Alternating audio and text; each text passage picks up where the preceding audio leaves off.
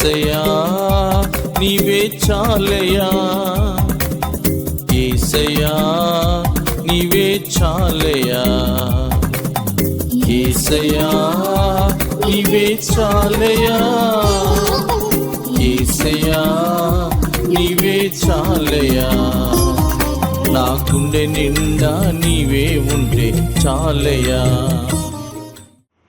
ప్రియులారా, దేవుణ్ణి సేవిస్తున్న మీరందరూ దేవుణ్ణి చూచేవారుగా ఉండాలి. దేవుడితో మీకు అన్యోన్యమైన సహవాసం ఉండాలి. దేవుడికి మీరు దగ్గరగా అయిపోవాలి. దేవుణ్ణి మిమ్మల్ని ఎడబాపేది ఏది ఉండకూడదు. మీరు దేవునితో సహవాసం చేసినప్పుడు, ఆయన పొందు మీరు అనుభవిస్తున్నప్పుడు ప్రియులారా, అది ఎంత గొప్ప సంతోషాన్ని ఇస్తారో.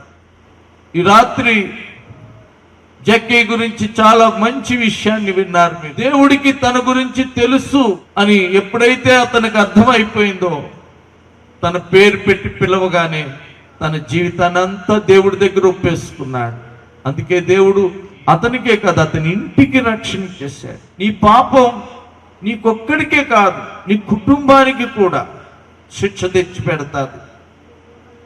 నీ పాపం నీకే కాదు, 3-4 తరాలకు కూడా శిక్ష తెచ్చి పెడతాది. పాపం చాలా కఠోరమైనది, ఘోరమైనది. నీ ఇంట్లో అందరినీ పట్టుకుంటుంది అది. ఆ పాపాన్ని ఎప్పుడైతే నువ్వు ఒప్పుకుంటావో, ఎప్పుడైతే ఆ పాపం అనే కర్మను విడిచిపెడతావో, అప్పుడు నీకే కాదు నీ ఇంటి వాళ్ళకు కూడా రక్షణ వచ్చేస్తారు. యేసుక్రీస్తులోనే నీ పాపానికి వచ్చే శిక్ష కొట్టివేయబడతాదని రోమాపత్రిక 8:1 చెప్తుంది. క్రీస్తునందున్న వానికి ఇంకే ఏ శిక్షా విధి ఉండదని. క్రీస్తు జక్కి ఇంట్లోకి వచ్చేసాడో, ఆ ఇంటికున్న శిక్ష కొట్టివేయబడింది, ఆ ఇంటికి రక్షణ వచ్చేసింది. ప్రియులారా, జక్కీ ఇంటిలోకి యేసు ప్రభువారు ఎలాగ రాగలిగారు?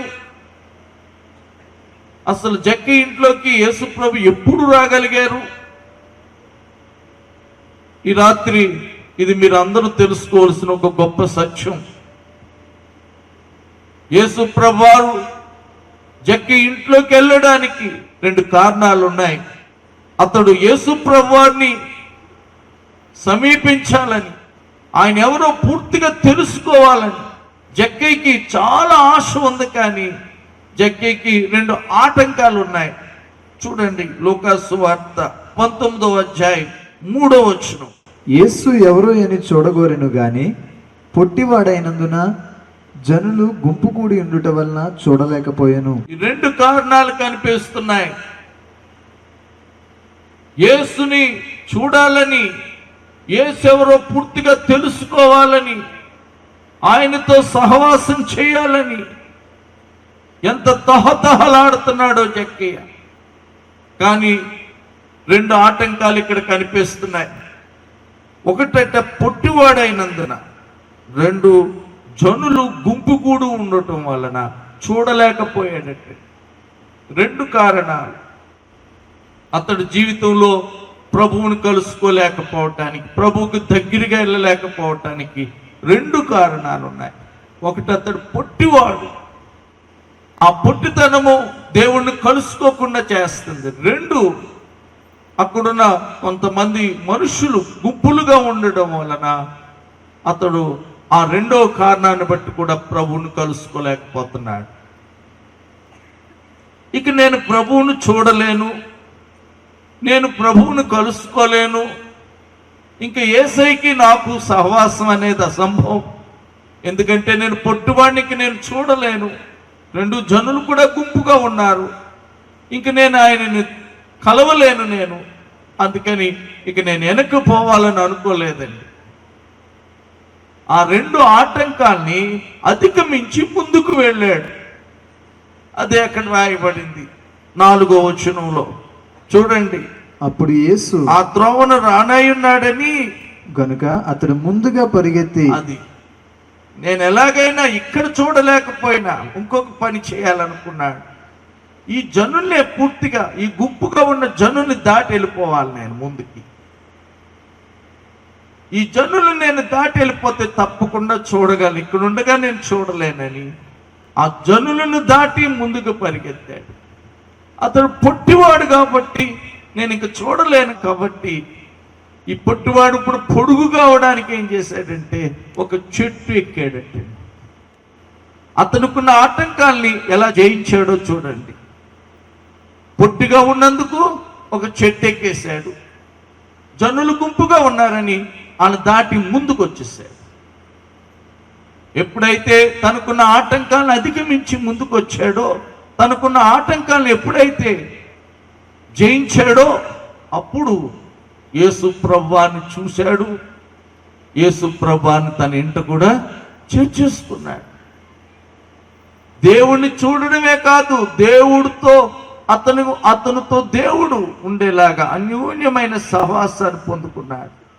ఆ రెండు ఆటంకాలను జయించేశాడు. ప్రియులారా, మీకు కూడా ఈ రెండు ఆటంకాలు ఉన్నాయి. దేవుణ్ణి కలుసుకోలేకపోవటానికి, దేవుణ్ణి చూడలేకపోవటానికి, దేవుడితో మీరు సహవాసం చేయలేకపోవటానికి, దేవుడితో కలిసి మీరు వ్యక్తిగతంగా మీకు మీరుగా ఆయనతో అన్యోన్యంగా సహవాసం చేయలేకపోవటానికి మీకు కూడా ఈ రెండు ఆటంకాలు ఉన్నాయి. ఎంతమంది ఇక్కడ యేసు ప్రభువుని చూశారు, ఎంతమంది ఆయనతో నిజంగా సహవాసం చేస్తున్నారు అని నేను చేతులు ఎత్తమంటే మీలో చాలా మంది తడుక్కుంటారు. ఎందుకంటే ఆ అనుభవం చాలా మందికి ఇంకా లేదు. ఈ రెండు ఆటంకాలు మీకు ఉన్నాయి, జక్కయ్యకే కాదు మీకు కూడా ఉన్నాయి. మీరు కూడా శరీరంలో చాలా కురుసుగా ఉన్నారు. చాలా మంది పేరుకేదో ప్రభువుని నమ్ముకుంటున్నారు, కానీ ఎదుగుదల లేదు. ఒక మొక్క ఎదగాలంటే దాని మీద కప్పి ఉన్నవి చాలా ఉంటాయి. యేసు ప్రభువు ఒక ఉపమానంలో చెప్పారు, కొన్ని విత్తనాలు వేస్తే త్రోవలో పక్షులు తినేసి అవి త్రోవలో పడ్డాయి. కాబట్టి కొన్ని విత్తనాలు వేస్తే రాతి నేలలో పడ్డాయి. మన్ను లేకపోవడం వలన మొక్క వచ్చినట్టు ఎండిపోయింది. కింద రాయి ఉండడం వలన ఏరు లోతుకు దిగక ఎండిపోయింది. కొన్ని విత్తనాలు ముళ్ళ పొదల్లో పడ్డాయి, అవి అణిచేసినాయి. మొక్క అయితే వస్తుంది కానీ ఎదగడం లేదటండి, దాన్ని అణిచేస్తుంది. ఇంకా చెట్టు పరిపక్వానికి రావడం లేదు. మొక్క అయితే వచ్చింది కానీ ఎదగలేకపోతుందని యేసు ప్రభువు చెప్పారు. ప్రియులారా, ఈ రోజున చాలా మంది ఆత్మీయంగా ఎదగకుండా, దేవుణ్ణి కలుసుకునేంత ఎత్తుగా మీరు ఎదగకుండా మిమ్మల్ని అణిచేసే ముళ్ళు కొన్ని ఉన్నాయి. అట్లనేమంటారంటే శరీర కార్యాలు. చూడండి, గలతీయులకు రాసిన పత్రిక 5వ అధ్యాయం 19వ వచనం. శరీర కార్యములు స్పష్టమై ఉన్నవి. శరీర కార్యాలు స్పష్టంగా కనపడుతున్నాయి. ఇవి మనుషుల మీద ఉన్నాయి, మనుషులతో ఉన్నాయి. ఇవే నిన్ను ఎదగకుండా చేసేస్తున్నాయి. అవి ఏమనగా జారత్వం జరగకుండా దేవుడి వివాహం అనే పద్ధతి పెట్టాడని. మనుషులు జారత్వం అనే పాపంలో జీవిస్తున్నారు. ఈ జారత్వం అనేది మనుషులకి కాదు, బైబిల్ చెప్తుంది మనుషులు వివాహం చేసుకోవాలి, అది ఘనముగా ఉంటుంది. వివాహం చేసుకోకుండా ఒక అమ్మాయి అబ్బాయి కలిసి మాట్లాడుకున్నా చాలా నీచంగా ఉంటుంది. ఏంట్రా వీళ్ళిద్దరూ అస్తమానం ఒకరినొకరు చూసుకుంటున్నారు, మాట్లాడుకుంటున్నారు, ఏంటి వీళ్ళ సంగతి అని వాళ్ళని చాలా నీచంగా చూస్తారు. ఒక అమ్మాయి అబ్బాయి యుక్త వయసు వచ్చాక అందరి సమక్షంలో ప్రమాణం చేసుకుని పెళ్లి చేసుకుంటే అది ఘనంగా ఉంటుంది. వాళ్ళని చాలా గౌరవిస్తారు, ప్రతిదాని కార్యక్రమానికి పిలుస్తారు కూడా. వివాహమే ఘనమైనది. వివాహం చేసుకోవాలి తప్ప జారత్వం చేయకూడదు. పానుపు నిష్కల్మషమైనదై ఉండాలట. హెబ్రీ పత్రిక 13:4 చెప్తుంది. వివాహం చేసుకోకుండా ఒక అమ్మాయి అబ్బాయి లేకపోతే ఒక స్త్రీ పురుషులిద్దరు కలిసి ఒక మంచం ఎక్కారంటే అది కళంకమే. అందుకే పానుపు నిష్కలంకంగా ఉండాలి. పెళ్లి చేసుకున్న స్త్రీ పురుషులు పడుకునే మంచమే కళంకం లేని మంచం. అందుకే ఆ వచనంలో ఉంది, వ్యభిచారులకి వేశ్యాసంగులకి దేవుడు తీర్పు తీరుస్తాడని. తప్పకుండా దేవుడు తీర్పు తీరుస్తాడు. బైబిల్లో నోవాహు అనే మనుషుడు దినాల్లో మనుషులట మనసు వచ్చినోళ్ళని వివాహం చేసుకున్నారట. మనసు వచ్చినోళ్ళు వివాహం కూడా మనసు వచ్చిన వాళ్ళందరినీ చేసుకోకూడదు. ప్రతి పురుషుడికి ఒకే భార్య ఉండాలి, ప్రతి స్త్రీకి ఒకే భర్త ఉండాలి. ఆ బహుభార్యత్వాన్ని కూడా దేవుడు సహించలేదు. వాళ్ళకి ఇచ్చిన తీర్పు ఏంటంటే జలప్రళయం పంపించేశాడు. 40 రోజులు ప్రచండ వర్షం కురిసింది, వాళ్ళంతా నాశనం అయిపోయారు. ఒక్క నోవాహే ఆ తరంలో నీతిగా ఉన్నాడంటే ఒకే భార్యతో. అతనికి 3 కొడుకులు, వాళ్ళకు కూడా ఒక్కొక్క భార్యలే. ఆ యనమండుగునే దేవుడు ఆ జలప్రళయంలో కాపాడాడని ఆదికాండం 6వ అధ్యాయంలో కనిపిస్తుంది. ఇక్కడ చూడండి, ఈ ఊర్లో వాళ్ళందరూ కలిసి ఒక ఆడకుక్కకి మగ కుక్కకి పెళ్లి చేశారనుకోండి. పెళ్ళి అయిపోయిన తర్వాత 2 కుక్కలకి, ఆడకుక్కతో మగ కుక్కతోని వీళ్ళందరూ పెళ్లి చేసిన పెద్దలంతా, అమ్మ మీకు ఇద్దరికి పెళ్లి చేశాం కదా, మీరిద్దరు ఒకరికొకరు నమ్మకంగా కాపురం చేసుకోవాలి అని ఆడకుక్కతో, నువ్వు ఇంకే మగ కుక్కలతో తిరగకూడదు, ఇదిగో నీకు పెళ్లి చేసిన ఈ కుక్కతోటే తిరగాలి అని ఆడకుక్కకి, అలాగే మగ కుక్కతో నువ్వే ఆడకుక్కలతో తిరగకూడదు, మీ ఇద్దరికి పెళ్లి చేస్తాం, దీంతో నమ్మకంగా కాపురం చేయాలని ఆ కుక్కతో మగ కుక్కతోటి చెప్పారనుకోండి. అవి వింటాయా? వినవు, ఎందుకంటే అవి కుక్కలు కాబట్టి. కానీ ఈ రోజున మనుషులు కూడా కుక్కల్లాగే జీవిస్తున్నారు. కుక్కల్లాగా పెళ్లి చేసుకోకపోయినా పెళ్లి చేసుకున్నా కుక్కల్లాగే జీవిస్తున్నారు. మనసు వచ్చినోడితో పోవడం, జారత్వం భయంకరంగా జరుగుతుంది. ఈ జారత్వం అనేది ప్రియులారా చాలా ఘోరమైనది. దేవుడు కుటుంబం అనే వ్యవస్థని ఏర్పాటు చేశాడు. ఆదిలోనే ఏర్పాటు చేశాడు. కనుక వివాహం చేసుకుని భార్యకి భర్త, భర్తకి భార్య నమ్మకంగా కాపురం చేయాలి. ఈ జారత్వం అనేది నిన్ను ఆత్మీయంగా ఎదగనివ్వదు. అదొక శరీర కార్యం, అదొక ముళ్ళు లాంటిది, నిన్ను అణిచేస్తుంది. అందుకే జారత్వం ఉన్న వాళ్ళు దేవుణ్ణి ఎప్పటికీ చూడలేరు. అది నువ్వు విడిచిపెట్టేయాలి. ఎలా విడిచిపెడతావు? జక్కయ్య చూడండి, చెట్టు ఎక్కాడట. ఆ పొట్టి చెక్కయ్య ఎంత పొడుగైపోయి ఉంటాడో, దేవుడికి స్తోత్రం అనండి. చెట్టు ఎక్కగానే నేను ఆ చెట్టును చూశాను, ఎరుకో వెళ్ళాను నేను. ఆ చెట్టు ఇప్పటికీ ఉంది. 6 సార్లు ఆ ప్రాంతంలో భూకంపాలు వచ్చి ఎన్నో కూలిపోయినాయి, కానీ దేవుడు మాత్రం సాక్ష్యానికి ఆ చెట్టును అలాగే ఉంచాడండి. ప్రియులారా, ఒక పుట్టివాడు పొడుగు కావడానికి ఒక చెట్టు ఎక్కాడు. బైబిల్ చెప్తుంది, నువ్వు ఎక్కవలసిన చెట్టు ఏంటంటే యేసుక్రీస్తు సిలువ. యేసుక్రీస్తు అనే సిలువ మాను దగ్గరికి నువ్వు వస్తే, యేసు ప్రభువారిని సిలువ వేసినప్పుడు ఆయన ఒక మానుకి వేలాడదీశారని రాస్తుంది అపోస్తుల కార్యాలు 10వ అధ్యాయం 39.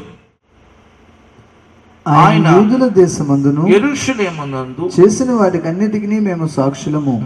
ఆయనను వారు మ్రానున వేలాడదీసి చంపిరి. ఆయన ఒక చెట్టు మాను, అదొక మానది, పొడవుగా ఒక మాను పెట్టి, అడ్డంగా ఒక మాను పెట్టి, ఆ రెండిటిని కట్టి దానికి యేసు ప్రభుని సిలువేశారట. మానుకు వేలాడదీశారు. ఆయన నీలో ఉన్న ఈ జారత్వం పోవాలంటే ఆ సిలువ మాను దగ్గరికి వస్తే, యేసయ్యా నేను పాపిని, నీ జ్ఞానం లేక ఇప్పటి వరకు ఇలాంటి జారత్వం జరిగించాను, నన్ను క్షమించంటే ఆ మాను మీద వేలాడి ఆయన చిందించిన రక్తంతో నీ జారత్వాన్ని అంతా కడిగేస్తాడు. అప్పుడు నీవు ఆత్మీయంగా ఎదుగుతావు, క్రీస్తును చూస్తావు. అంతేకాదు ఆయన నీ ఇంట ఉంచుకుంటావు, ఆయనతో అన్యోన్యంగా సహవాసం చేయగలుగుతావు. దేవుడికి స్తోత్రం. చూడండి, ఇంకా రాశారు, ఈ ఒక్క జారత్వమే కాదు, ఇంకా అక్కడ ఏమని రాశారంటే అపవిత్రత. మారు మనసు పొందని వారు నానా విధములైన అపవిత్రతను అత్యాసక్తితో జరిగిస్తారు. అపవిత్రత అంటే ఒక విధంగా ఉండదండి. ఒకరు కళ్ళు ద్వారా అపవిత్రమైన పనులు చేస్తారు, కొందరు చెవుల ద్వారా, కొందరు పెదాల ద్వారా, కొందరు చేతుల ద్వారా. అందుకే తిమోతి పత్రిక 1వ పత్రిక 2:8 ఉంది, నువ్వు పవిత్రమైన చేతులెత్తి ప్రార్థన చేయాలని. కొందరు చేతులతో అపవిత్రమైనవన్నీ ముట్టుకుని, అపవిత్రమైనవన్నీ పట్టుకుని తినడం, నోటుతో అపవిత్రమైనవి చేయడం, అపవిత్రమైనవన్నీ తినడం, అపవిత్రమైన మాట్లాడడం. అందుకే యెషయా అనే ఒక ప్రవక్త యెషయా గ్రంథం 6:6 అంటాడు, నా పెదవులు అపవిత్రమైనవి. అపవిత్రమైన మాటలు మాట్లాడే వారి మధ్యన ఉన్నాడు. అందుకే అతడు కూడా అపవిత్రం చేసుకున్నాడు పెదాలను. ఆ సమయంలోనట్టు ఆ పాపాన్ని దేవుడి ఎదుట ఒప్పుకున్నప్పుడు సెరాపు అనే ఒక మహాదూత దేవుడు బలిపీఠం మీద నుంచి ఒక కారుతో అగ్గినిప్పి తెచ్చి పెదాలు కాలిస్తే పెదాలు పవిత్రమైనవి అంటండి. దేవుడికి స్తోత్రం. సర్వలోక పాపాలకి ప్రాయశ్చిత్తముగా బలైపోయిన యేసుక్రీస్తు, ఆ యేసుక్రీస్తే ఆ బలిపీఠం మీద ఉన్న నిప్పు. దేవుడికి స్తోత్రం. ఆ అగ్గి యేసుక్రీస్తే. పెదవులు కంటించగానే యెషయా పెదవులు పవిత్రమైన, ఒక్కొక్కళ్ళు అపవిత్రమైన మాటలన్నీ విని చెవులను అపవిత్రం చేసుకుంటారు. అపవిత్రమైనవన్నీ చూసి కళ్ళును అపవిత్రపరుచుకుంటారు. అపవిత్రత అనేది నానా విధాలుగా ఉంటుంది. దాన్ని అత్యాశతో జరిగించి ఈనాడు ఎంతో మంది పురుషగా అయిపోతున్నారు. దేవుణ్ణి చూడలేనంత మరుగుజ్జోళ్ళు అయిపోతున్నారు.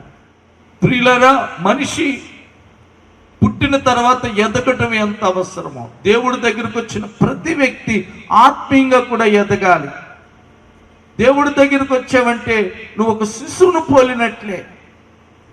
నువ్వు ఒక శిశువును పోలినట్లే.